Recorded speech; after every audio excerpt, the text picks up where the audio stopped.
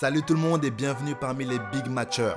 Je suis Malik, votre hôte, et avec toute l'équipe, nous débattons sur ce qui se passe dans le monde de la NBA. Résultats, transferts, rumeurs, coups de cœur du moment, et j'en passe. Donc si vous êtes fan de la balle orange, sans plus attendre, que le Big Match commence.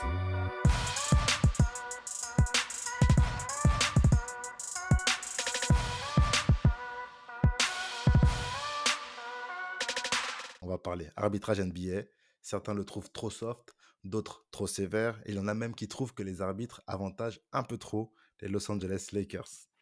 Ensuite, on va donner nos favoris pour la seconde partie de la saison et pourquoi. Comme troisième sujet, on parlera play-in.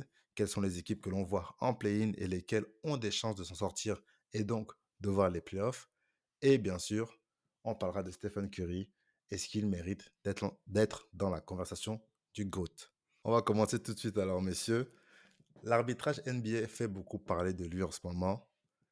Est-ce qu'il est trop soft ou est-ce qu'il est sévère ou les deux? Nimrod, je te laisse commencer. De mon point de vue, il réunit tout ce que tu as dit, tout ce que tu as cité. Par moment, il est trop soft, par moment, il est sévère, mais j'ai l'impression qu'il choisit ses équipes. Parce que je sais pas, on va prendre l'exemple des Lakers. Avec eux, j'ai l'impression qu'il est plutôt, j'ai pas le terme pour dire gentil en fait envers les Lakers. Favorisant? Euh, voilà, il favorise beaucoup les Lakers pour moi. Et à contrario, on a l'impression qu'il défavorise Golden State. Après, quand on étudie un peu plus la question, on se rend compte que c'est parce que les Lakers pénètrent beaucoup et les Warriors vont beaucoup shooter, donc ils vont avoir moins de fautes, et ce qui est normal. Pour la dureté, franchement, comparé à 10 ans, 15 ans, 20 ans, en plus des règles qui ont été arrêtées, comme la ceinture, poser la main sur celui qui est le porteur du ballon pendant qu'il dribble. Toutes c'est des règles qui ont été comment dire, interdites, qui sont interdites aujourd'hui. Ce qui normalement va permettre de donner plus d'avantages à l'attaquant et donner plus de difficultés aux défenseurs. Du coup, est-ce que c'est l'arbitrage qui régresse, ou c'est à cause des règles qui ont été fixées que on est obligé d'arbitrer moins dur? Moi, je dirais que ce sont les deux, en fait. Le fait d'avoir annulé certaines règles favorise l'attaquant et du coup limite le défenseur. C'est tout. Je pense que c'est vraiment là que ça se situe. Ok, et en fait alors, toi t'en penses quoi? Moi, franchement, concernant l'arbitrage, je trouve qu'il est quand même un peu plus à l'avantage des attaquants. C'est-à-dire, les défenseurs n'ont plus vraiment le droit d'être durs sur l'homme, comme on dit. Et, euh, et ça reste quand même une variable d'ajustement, quoi. Comme il a pu en parler, Nimrod, on voit certaines équipes comme les Lakers, lorsqu'elles ont 10-15 lancers francs de plus que leur adversaire, elles gagnent des matchs. Et lorsqu'on est à 5-6 lancers francs, c'est des défaites, quoi. Donc, j'ai du mal à me dire que l'arbitrage est involontaire, c'est-à-dire qu'ils ne se rendent pas compte qu'ils avantagent plus certaines équipes et pas d'autres. Mais après, quand tu regardes on va dire le total des lancers francs tentés, si tu regardes le top 10, bon, il n'y a pas réellement les Lakers en dehors d'Anthony Davis. On a Giannis, Shai, Luka, Bonchero, Embiid, Trae Young, Lillard, DeRozan et Davis. Donc, et la marge entre le premier et le dixième, elle est énorme, quoi. Le premier, il a 600 lancers francs, c'est Giannis, ce qui peut se Mhm. comprendre avec son style de jeu. Et le dixième, c'est Tatum qui a 362, quoi. Donc, ça peut se comprendre, mais bon, je pense que la NBA devrait quand même sévir et rendre la saison régulière plus intéressante en permettant aux défenseurs de réellement défendre, surtout sur des gros matchs, tu vois. Quand tu vois un Phoenix contre les Lakers, l'arbitrage, frère, laisser les gens défendre, c'est des grosses équipes, c'est des superstars, s'il n'y a pas de difficulté pour elle, on passe à côté d'un vrai spectacle, quoi. Donc, je pense que il faut revoir un peu l'arbitrage. Ça commence à être trop laxiste. On commence à avoir des Doncic qui mettent des 60 points en une mi-temps. C'est, il a beau être un bon attaquant, c'est que la défense, ils ont peur d'être fall-out, quoi. Si au bout de deux cartons, tu as déjà quatre fautes, ton match est foutu, tu vois. Donc, il faut qu'il revoie un peu ça et qu'il nous donne une NBA plus intéressante. On ne peut pas juste attendre les playoffs pour revoir des vraies Ouais, défenses. non, c'est Ça n'a clair. pas de sens pour moi.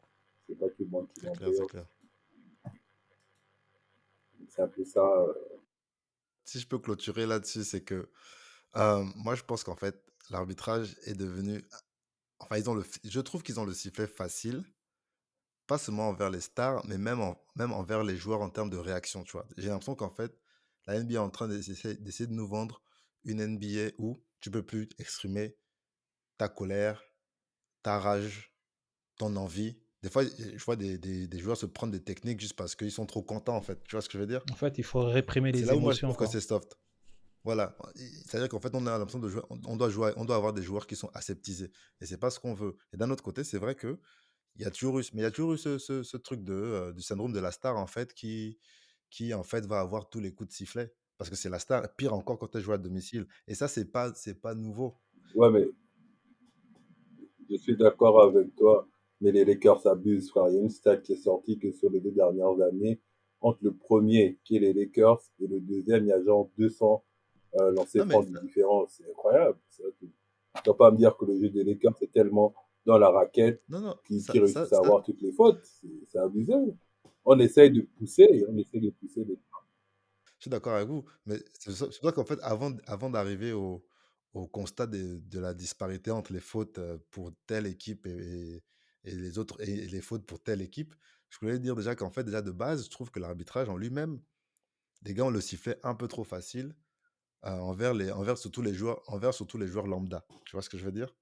C'est-à-dire- Après, Oui, mais attends, laisse-moi regarde juste sur finir. Après, quand tu as une équipe qui a plus de 23 lancers francs, plus de 23 lancers francs comparé à l'autre qui en a peut-être genre que 12 sur un match de 48 minutes, il y a un problème. Il y a un problème. Et là où c'est dommage, c'est qu'en fait, la NBA ne sanctionne pas les arbitres. Et même si tu sanctionnais les arbitres, quelle sanction tu leur donnerais en fait?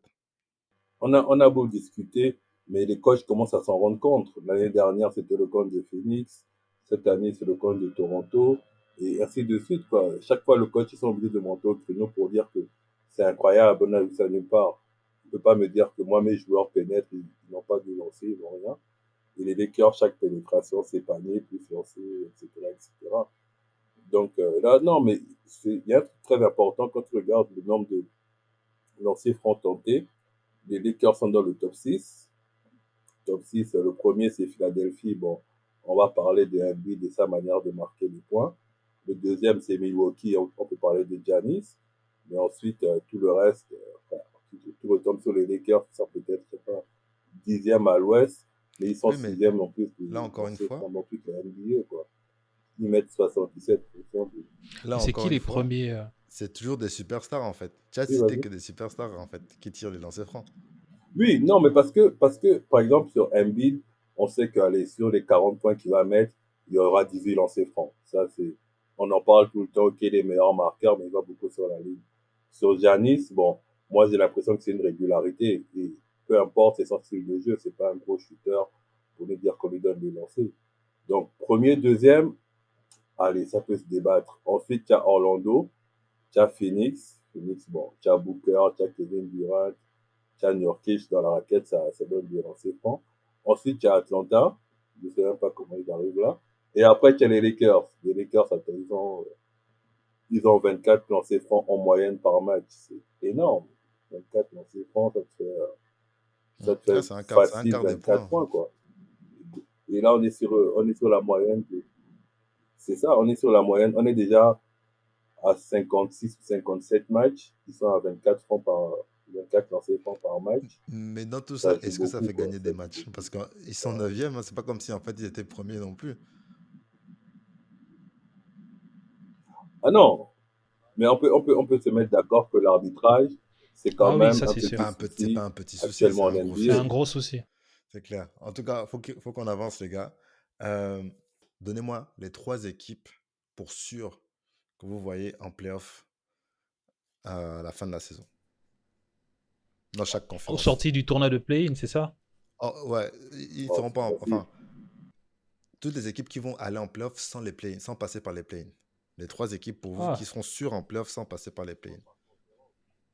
Hmm.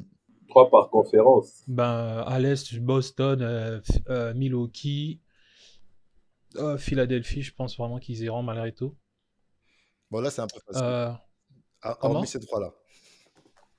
Hormis les trois, C'est un hormis peu les facile, ils ont trois, déjà, ça doit être bon. Ils bah sont pas du tour Cleveland, déjà. Ouais. Cleveland, Orlando. Ouais, mais Non, non, Cleveland, non, ils non. sont Orlando, deuxième, je frère. suis pas sûr qu'ils feront pas les play-in. Orlando play-in, hein. Orlando, waouh. Hmm. Miami, Cleveland, Miami. Moi, je suis même pas sûr que Si, Philadelphie si, ait en si, si. playoff. Qui d'autre? À l'Ouest, Parce que Philadelphie, il reste 20 matchs. Ils sont pas loin des play-in, non? non, revoir le classement. À l'Ouest, je vois donc hormis les trois premiers qui sont Minnesota, OKC, Clippers ou Denver, je sais plus trop. Ouais, Denver alors. Donc du coup, je vois les Clippers aller direct. Ouais. Euh, je vois qui d'autre. Bon, waouh, j'ai un trou de mémoire là. T'as les Kings, les Clippers, les Suns, les Pelicans, Voilà, les Jazz. donc c'est exactement donc Clippers, Kings, Dallas. Ok. Ouais. Donc, tu envoies les Lakers en play-in pour sûr. C'est pas moi, hein, c'est eux-mêmes. Et toi, Ansou, toi, tu vois qui, toi, à l'Est? À l'Est, franchement, il n'y a pas de surprise, hein. On va dire Boston, Non, ça, c'est Milwaukee, le top 3, on connaît avec déjà. peut-être New York pour la petite On veut, nouveauté. on veut pas dans le Mais il top y a 3. aussi. Ouais, mais pour sûr, je pense Miami ira. Miami, j'ai pas de doute dessus. Les Pacers, Philadelphie, je sais pas trop. Donc je dirais Philadelphie, mais si Orlando tient bien, il peut bien prendre la place de Philadelphie, quoi. Ah Donc bah, tu c'est vois pas serré. Cleveland y aller Ouais, direct. c'est très serré, c'est très serré. Si, mais pas les trois premiers. En tout cas, moi, à l'ouest, pour faire facile, Non, OKC en fait, premier, pas les équipes Denver top 3. deuxième, C'est-à-dire, Minnesota troisième. quelle équipe tu vois aller directement en playoff à part le top 3? Mais tout, bon, ouais, c'est plus l'inverse. Quelle équipe je ne vois pas en playoff? C'est-à-dire, je ne vois pas Dallas. Ils ont beau être bons comme quoi, Kyrie, Irving et Doncic. Pour moi, ils ne devraient pas être huitième à ce moment de la saison.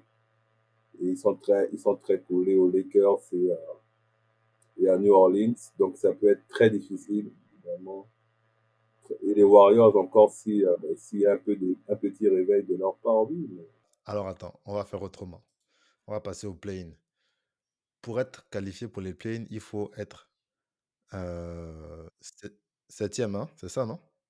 Non, c'est la de la septième à la 7e à la dixième 10e place. place. C'est ça. Il faut être septième, huitième, neuvième, dixième. Ok, d'accord. Ouais. Bon, à l'ouest, entre les Pelicans, les Mavericks, les Lakers et les Warriors, qui se qualifient pour les playoffs? Waouh. Parce que c'est vrai que la configuration, c'est qu'elles vont s'affronter en fait. Ça Ces dépend du équipes sont match-up. susceptibles. Waouh. Non, mais Non, moi on je Ouais, pense arrête. que c'est les ça, ça Warriors dépend vont du tout Attends, match-up. faire. attendez. On arrête la saison aujourd'hui. Le classement, c'est Pelicans 7e, Mavericks 8e, Lakers 9e, Warriors 10e. On arrête aujourd'hui. Selon vous, qui passe?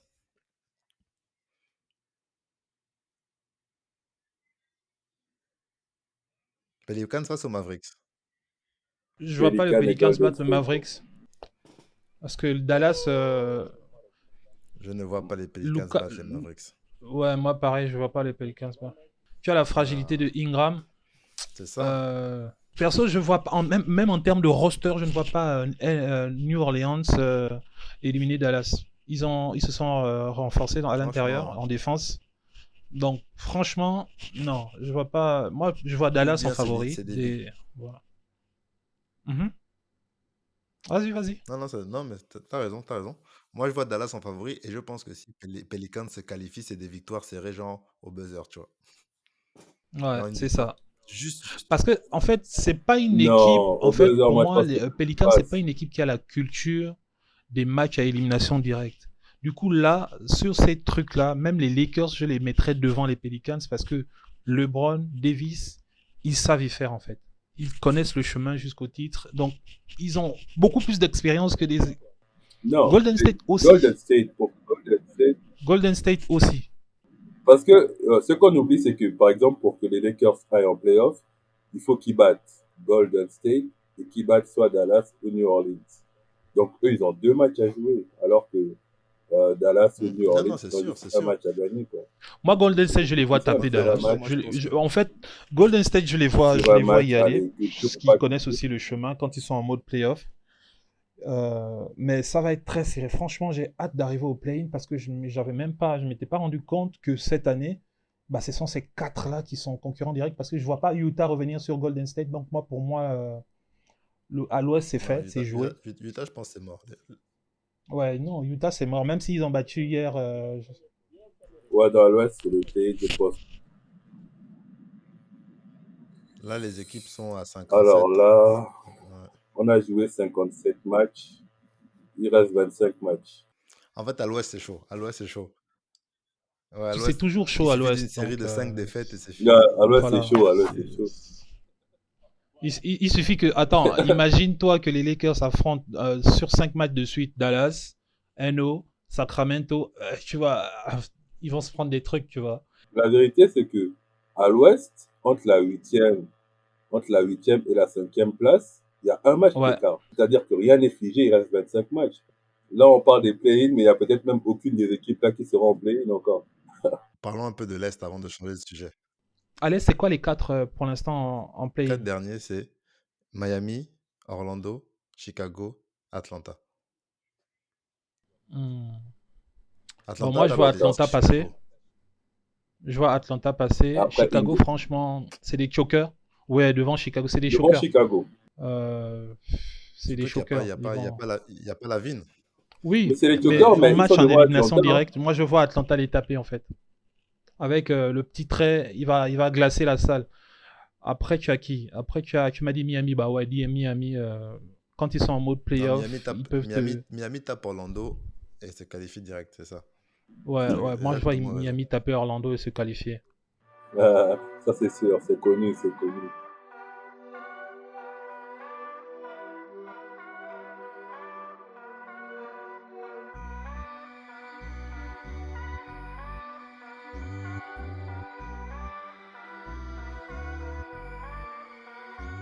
Nimrod nous fait le bruit depuis quelques jours là avec une question là. Est-ce que Curry doit être dans la discussion du GOAT? Le GOAT, c'est MJ, c'est Michael Jordan. Il n'y a pas à débattre. On ne débat même plus. En fait, lui, il est hors compétition. Il n'est même pas dans le débat. C'est les autres, en fait. C'est tous ceux qui vont être deuxième, troisième, quatrième. Maintenant, tu as le micro, Nimrod. Vas-y. Ah, le débat du GOAT. Bon, on débat pas sur le GOAT, donc je vais restituer le débat pour ne pas qu'on sorte du contexte, pour que certaines viennent en faire des prétextes en disant ouais, il a dit non, non. Le débat c'est est-ce que Stephen Curry, mérite d'être dans la discussion du GOAT? Pour moi, c'est oui. À cause de plein de choses. C'est le joueur qui a changé le jeu de la ligue. Aujourd'hui, tout le monde veut shooter à 3 points. Pourtant, il y avait déjà à l'époque, comment il s'appelle, Reggie Miller, qui était un très bon shooter référencé à l'époque. Mais malgré tout, ça n'a pas changé le jeu et la vision de jeu dans la ligue. Curry l'a fait.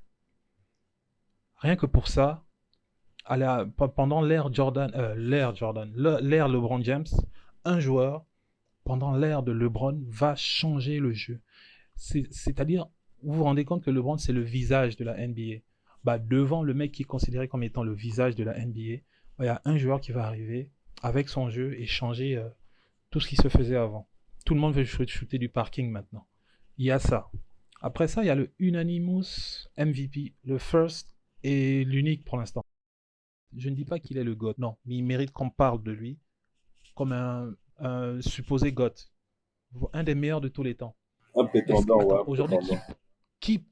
qui peut se lever aujourd'hui et dire que Curry n'est pas un des meilleurs de tous les temps? Si on va rien que sur le poste de meneur, pour moi, j'ai beau l'aimer, mais je sais qu'il n'est pas le GOAT. Je mets encore Magic devant.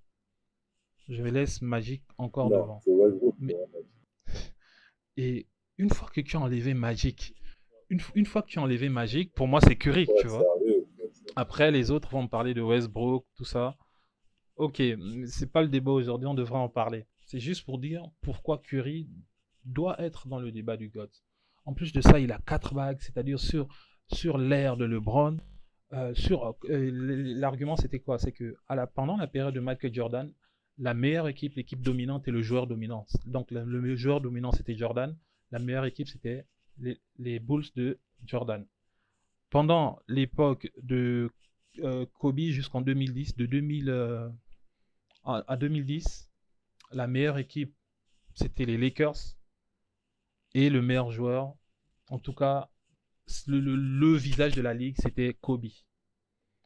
Ensuite, après, on a eu LeBron James. Sauf que pendant l'ère de LeBron James, le meilleur joueur, c'est LeBron. Mais la meilleure équipe, c'est Golden State de Curry. Quelles sont les équipes qui ont pris le plus de titres sur la période dominante de LeBron James? Ils ont pris c'est Golden State. Les équipes les plus titrées, c'est-à-dire Golden State a 4 de 2015 à 2022. L'équipe Golden State a pris 4 titres. 4 bagues. Les stats sont là pour eux. C'est ça mon problème avec le débat du GOAT. C'est qu'à un moment donné, on vient mettre les titres collectifs dans le débat en fait. Enlève les bagues. Faut enlever les bagues en fait. J'enlève la bague, mais ça j'en ai parlé dès le départ. J'ai dit l'argument qu'on utilisait pour descendre, l'argument qu'on utilisait pour descendre Curry, c'était le MVP des finales. Oui, il l'a eu en fait. À partir de là, il n'y a plus de débat. Bien sûr qu'il rentre dans le débat du GOAT. Je ne dis pas qu'il est le GOAT, mais il mérite de rentrer dans le débat. Après, je vais vous écouter. Tu as raison. Curry mérite qu'on parle de lui en tant que GOAT parce que il a changé le jeu. Il a changé le jeu de la NBA en fait. Il a redonné vie aux 3 points. Il a amené une autre dimension au tir à 3 points. Et ça, c'est indéniable. Tu ne peux pas retirer ça à Curry. C'est clair. Maintenant, si on parle d'un point de vue individuel purement, on enlève le fait que... Enfin, on garde le fait qu'il a impacté la ligue. En fait, pour moi, il y a plein d'autres joueurs aussi qui ont impacté la ligue à leur niveau. Même s'ils n'ont pas permis aux gens d'imiter leur jeu. Pour moi, tu vois, Vince Carter, si tu me parles d'impact, Vince Carter a eu un impact sur la NBA terrible. Allen Iverson a eu un impact sur la NBA terrible. LeBron aussi, c'est juste que ils n'ont peut-être pas Bien changé. sûr, je me rappelle à l'époque d'Iverson. Mais en fait, oui, je vois, mais l'impact d'Iverson, c'est vrai dans le jeu, mais il va plus être en dehors du jeu parce que tout le monde voulait s'habiller avec des non, mais même dans le jeu, regarde le type de meneur qu'on a juste après. C'est maintenant que les meneurs recommencent à faire des passes, mais sinon c'était le type Iverson, scoring, drive et tout. Et c'est peut-être pas seulement Iverson, quand tu regardes les Steve Francis, les Marbury, tous ces meneurs de l'époque, ils avaient un peu toute cette attitude-là, mais bon, c'est Iverson qui a le plus oui, c'est vrai. dominé sur la période. C'est ça. Aujourd'hui, tous les gamins veulent shooter du parking. Oui. Oui, non, mais c'est sûr que chaque joueur apporte quelque chose. Moi, j'espère Maintenant, vas-y, Antoine. Moi, il y a un argument que je vais revenir sur le type collectif. Tu me parles de Curry, mais dans ce cas, on peut dire que Tim Duncan, c'est un GOAT. C'est un GOAT. Si on parle du collectif, que ce soit le type collectif ou individuel ou en bien finale, sûr que c'est un GOAT. Duncan, c'est un GOAT, non. pas de discussion. C'est pas, on peut dire, pour moi, c'est un GOAT. On ne mettra jamais. Pour moi, c'est le meilleur. Pour moi, Duncan, c'est le meilleur intérieur all-time. Bon, non, il y a Olajuwon. Il y a Hakim. Il peut être GOAT, mais on ne dira jamais Duncan en premier, Jordan deuxième. Ça n'existe pas dans la tête de quelqu'un, ça, tu vois. Et Non. pourtant, au niveau impact, au niveau collectif, au niveau distinction, il est là. Il est là, il est présent dans la conversation. En tout cas, Nimrod a raison. Non, non, Curry, il a des arguments. Franchement, Curry, il va rentrer C'est dans sûr, c'est le sûr, top c'est 5 sûr. all-time. Moi, je suis sûr qu'il y aura un Curry dedans. Et je pense qu'il a sa place. Et je pense qu'il a réellement sa place. Je suis pas son plus gros fan, mais quand tu regardes l'impact, le run, l'image, la loyauté à sa franchise, ce genre de trucs, il mérite d'être top 5 all-time. Pour moi, en tout cas. Pour moi, il mérite Merci. largement. Merci. Il C'est a, mais ça. c'est pas le GOAT. C'est ça. Il est dans le Non, top non, 5 non, bien facile sûr. pour tout ce qu'il représente, tout ce qu'il a apporté, et même pour ça, le jeu qui continue de jouer actuellement, hein, c'est pas donné à tout le Mhm. monde, donc il mérite largement. Mais en termes de distinction, allez, si on parle de ça pour définir le GOAT, je pense pas qu'il faudrait mettre Curry dans la conversation. Mais ça, c'est autre chose. Pour moi, à l'heure actuelle, par exemple, un Giannis, à titre personnel, hein, il a plus fait que Curry en termes d'apport dans son équipe. C'est-à-dire, j'ai encore regardé son documentaire il y a 2 jours. Tu vois tout ce qu'il a représenté pour Milwaukee, toute l'évolution qu'il a eue. Il a rapporté le titre. Il est meilleur défenseur. Il est MVP, MVP des finales. Il est machin. Il représente beaucoup plus de, pas de valeur, mais en tout cas, beaucoup plus d'intérêt qu'un Curry qui a souvent été très bien accompagné. Je dis pas il a appelé les gens, mais Il il y a a eu un bon l'avantage système. d'être dans une bonne équipe, avec des gens expérimentés. Ça revient à ce qu'on disait en fait. Les titres collectifs, c'est un autre débat. Mhm. C'est un autre débat. C'est trop compliqué parce qu'il Oui, je suis y a trop d'accord. de, il y a trop de, il y a trop de trucs qui Mais rentrent en jeu après, en fait. Il y a trop voilà. de paramètres à prendre en compte. C'est le général manager, c'est la ville, les finances de l'équipe, c'est les infrastructures, c'est les entraîneurs que vous avez. C'est tout ça en fait qu'il faut prendre en compte pour un titre en fait. La motivation. Donc, La pour moi, on ne doit motivation, pas le prendre le mindset, titre tout ça, voilà, c'est collectif clair. dans la discussion pour te faire rentrer dans le classement des GOAT. Du GOAT. Pour le C'est ça GOAT. pour moi. Mais la preuve, c'est ça qui fait que Michael Jordan, pour moi, est intouchable. Seul, C'est c'est que trop. quand tu regardes tous ces titres de meilleur marqueur, tous ces titres de défenseur de l'année, MVP, le seul qui a refait ça aujourd'hui, c'est Giannis. La même année, il est meilleur défenseur, MVP, et je ne sais pas s'il gagne le titre derrière. Tu vois, Mais c'est ça. tu as ces récompenses individuelles qu'il a Non, mis C'est la pour barre ça. haute, tu vois. les gars, Euh, Petite petite parenthèse, les gars, il parenthèse. faut qu'on mhm. s'arrête. Ça fait 50 minutes, on avait dit 35. Il faut qu'on s'arrête. Ouais, non, non, Oui, c'est vrai. j'ai fini dessus, Mais au moins, on est j'ai tous fini d'accord sur dessus. le fait Il y a le que docu. Curry Bien sûr, rentre dans la bien discussion. On est sûr. d'accord avec ça. Euh, non, pour finir, je vais dire, n'oubliez pas, surtout si vous avez T'inquiète, le temps, il y a le documentaire de je vais Giannis regarder sur ça. Prime. Il est très intéressant. Franchement, allez suivre, hein. Je vais Le regarder, mec, il merci. est J'avais même pas énorme. l'info. Je vais C'est, checker ça et on pourra en parler ici. Hmm, c'est sorti cette semaine-là, t'inquiète, mais franchement, c'est énorme, c'est énorme. Ça, moi, je je vais le mets regarder ça devant tout de suite. Curry. D'ailleurs, aujourd'hui, on est en train de critiquer Thanasis, mais Thanasis était bon avant Giannis, hein. Giannis était au banc. Ah là là. Non, la NBA est dure. La retourne, mon ami, la retourne. Juste pour vous dire merci de nous avoir écoutés, merci pour le soutien, merci pour les likes, les commentaires qui nous permettent de nous améliorer. N'hésitez pas à envoyer vos questions et idées de sujets, nous sommes preneurs.